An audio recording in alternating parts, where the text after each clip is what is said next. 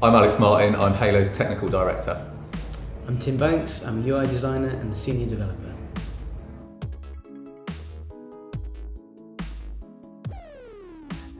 I think our unique approach is seeing it intrinsically linked with brand. I used to do a lot more of the UX myself when I first started at Halo, and working alongside Nick, the thing that immediately became apparent was loads of the things that I needed to find out and the workshops that I hold would be start off pretty much the same as the brand workshops that he was doing, and we were just this realisation that this is the same. We're trying to understand our audience, we're trying to figure out what's the best thing to say to our audience, when the right time to say it is, how to get them in those buying cycles, all of this stuff, it's UX and it's brand.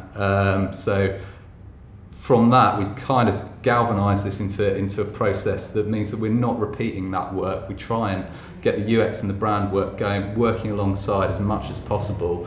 So they're working in parallel, they start off together, separate a little bit, we'll work in our own silos, then come back together, and hopefully the idea is that our messaging is then spot on. You know, we're thinking about exact titles and messaging throughout the site at the right time.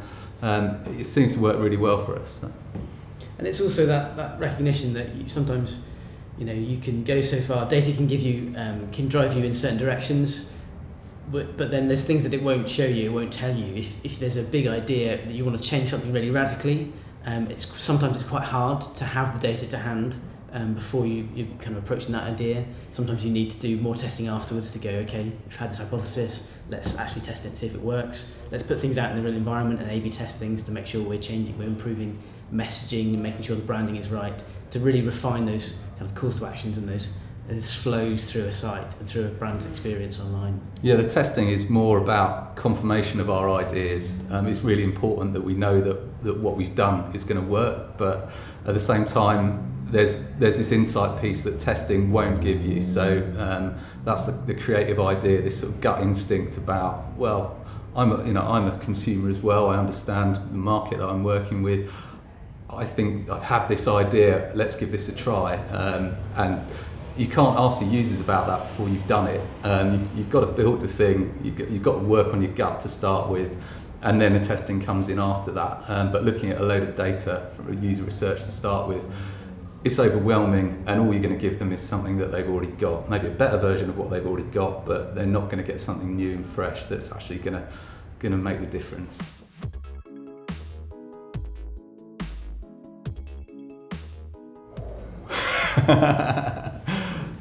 No, I mean there's obvious things to try and keep to obvious conventions. You know, we don't want to be reinventing the wheel the whole time, but after that you need to be open to new ideas. You need to try things out. We don't want to be doing exactly the same thing over and over again, because we want to be pushing things forward. So we've got to be prepared to be a little bit brave and try out some new things. Sometimes you fall flat on your face, but when you don't, it's pretty cool to be doing something that no one else has done before. So. You have to take risks, because without that, then you don't move things forward, or at least you don't move things forward as fast as we like to, or we would like to.